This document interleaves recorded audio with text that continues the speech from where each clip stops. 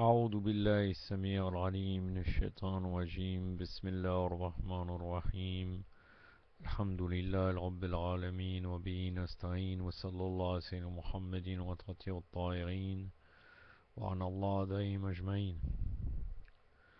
La mort et les étapes de l'au-delà, 19e partie. Nous arrivons à un sujet, vraiment une petite vidéo d'une dizaine de minutes sur les âmes qui seront anéanties entre les deux souffles. Les deux souffles, c'est les souffles de la trompette de Israfil. La trompe qui, avant Yom al-Qiyamah, va souffler dans une trompe pour anéantir totalement les âmes. Puisque, comme vous le savez, comme vous avez pu le voir à travers la mort et les étapes de au-delà, au moment où nous mourrons, c'est uniquement notre corps qui va rester et notre âme est sur le dessus, on pourrait dire, qui observe. Et notre corps dépérit, mais toutes les souffrances qu'il y a dans le barzakh, c'est-à-dire l'entre-deux tombes, ça se passe au niveau de l'âme.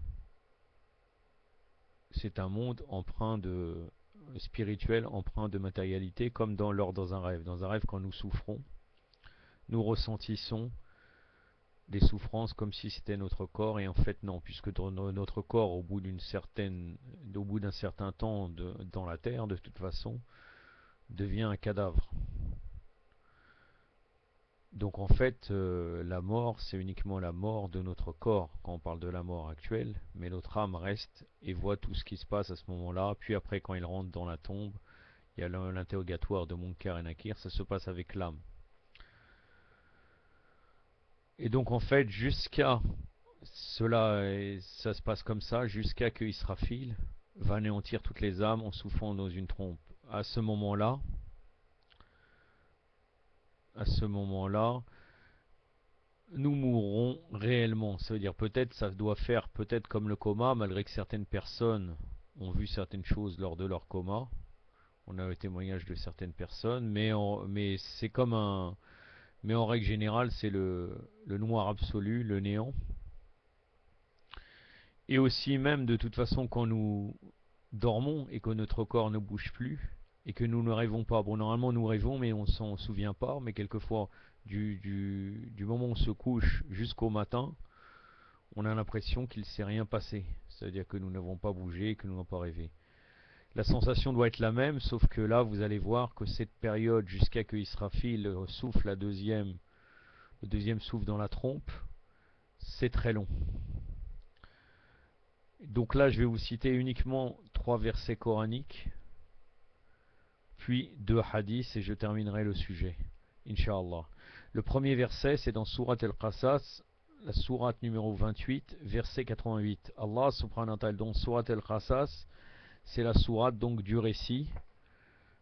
Le verset 88, Allah subhanahu wa ta'ala nous dit: et n'invoque nul autre divinité avec Allah, point de divinité à part lui, tout doit périr sauf son visage. À lui appartient le jugement et vers lui vous serez ramenés. Donc tout doit périr à ce moment-là, au moment où Israfil va souffler dans la trompe, tout périra, sauf sa face. Sa face, bien sûr, on pourrait comprendre d'une manière extérieure que c'est uniquement Allah Azzawajal, bien qu'il n'ait pas de face, mais aussi, c'est aussi l'imam. Ça veut dire l'imam infaillible qui reste à ce moment-là. Donc l'imam et les prophètes, que leur âme reste, que rien ne périt sauf Wajallah, dans certains hadiths, c'est l'imam. أعوذ بالله السميع العليم من الشيطان الرجيم ولا تدعوا مع الله إله آخر لا إله إلا هو كل شيء حالك إلا وجهه له حكم وإليه ترجعون صدق الله العلي العظيم.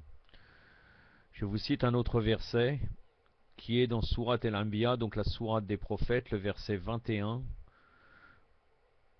Non, la sourate 21, pardon, le verset numéro 104. Allah subhanahu wa ta'ala le jour où nous plierons le ciel comme on plie. Oui, le jour où nous plierons le ciel comme on plie le rouleau des livres, tout comme nous avons commencé la première création, ainsi nous la répéterons. C'est une promesse qui nous incombe et nous l'accomplirons.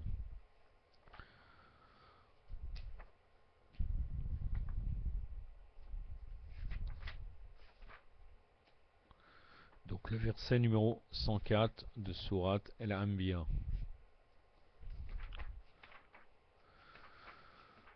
أعوذ بالله السميع العليم من الشيطان الرجيم يوم نطوي السماء كطي سجل للكتب كما بعدنا أولا خلق نعيده وعدا علينا إنا كنا فاعلين صدق الله العلي العظيم.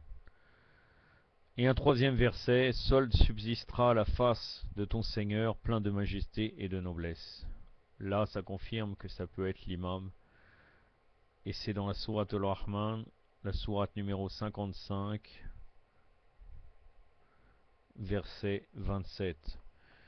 Je le connais par cœur, ce verset en arabe, mais je vais vous le citer. Je vais vérifier dans la Vulgate pour pouvoir vous le citer. Normalement c'est أعوذ بالله السميع العليم من الشيطان الرجيم لا يبقى وجه الله وجه ربك ذو الجلال والإكرام. Normalement c'est cela le verset, si je ne fais pas d'erreur. Non, pas tout à fait comme ça. أعوذ بالله السميع العليم من الشيطان الرجيم ويبقى وجه ربك ذو الجلال والإكرام صدق الله العلي العظيم. Et pour terminer, je vous citerai deux hadiths de nos imams. Le premier sera de l'imam Sadiq alayhi salam qui a été rapporté dans Tabarsi. Tabarsi, dont le Kitab al-Irtijaj, la page 350, l'imam Sadiq nous dit: on a demandé à l'imam Sadiq alayhi salam si l'âme meurt ou reste vivante après qu'elle sort de sa forme, c'est-à-dire le corps. Il répondit: elle reste vivante jusqu'au jour où l'on souffle dans la trompe, et là toutes les choses s'annihileront, il ne restera ni sens ni sensible. Puis les choses reprendront leur précédent état, tel que leur créateur les avait créés. Ce sont 400 ans pendant lesquels les créatures s'évanouissent entre les deux souffles. Donc il y a 400 ans entre le moment où on est totalement mort, que notre âme est totalement éteinte, et le deuxième souffle qui va ressusciter tous les êtres humains. Aussi dans Nahj al-Balagha, la voix de l'éloquence, l'imam Ali alayhi salam nous dit: c'est lui qui les annihilera, c'est-à-dire Allah Azza wa Jal, après leur avoir donné l'existence, jusqu'à ce que l'existé en devienne pareil au disparu. Et lui, gloire à lui, redeviendra seul, et rien d'autre à part lui, après l'anéantissement du monde. Comme il avait existé seul avant la création, il redeviendra seul après l'anéantissement des créatures. Il n'y aura ni temps, ni lieu, ni époque, ni moment. Et les délais et les temps n'existeront plus, les années et les heures disparaîtront, il ne restera rien à part Allah l'unique, le dominateur suprême, à qui appartient le sort de toutes choses. C'est en l'absence de tout pouvoir de leur part que les causes ont été créées au début, et ce sera en l'absence de toute résistance qu'elles seront anéanties. Il les anéantira après leur avoir donné existence, et ce sans que cela soit dû à une quelconque lassitude de les réguler et administrer, qu'il l'eût envahi entre-temps. Puis il les ressuscitera après leur anéantissement, et ce sans qu'il en eût un besoin, et sans s'en faire aider pour les ressusciter. Cette parole qui est citée dans Nahj al-Balagha est citée aussi dans Biyar el-Anwar, le tome 6, page 316. J'ai terminé avec ce sujet. Et il me restera, donc là nous sommes à la partie 19, il me restera après cela encore 3 parties dont la mort et les étapes de au-delà, et je terminerai cette série Inch'Allah. Wa sallallahu alayhi wa sallam Muhammadin wa atrati al-tahirin. Wassalamu alaikum wa rahmatullah.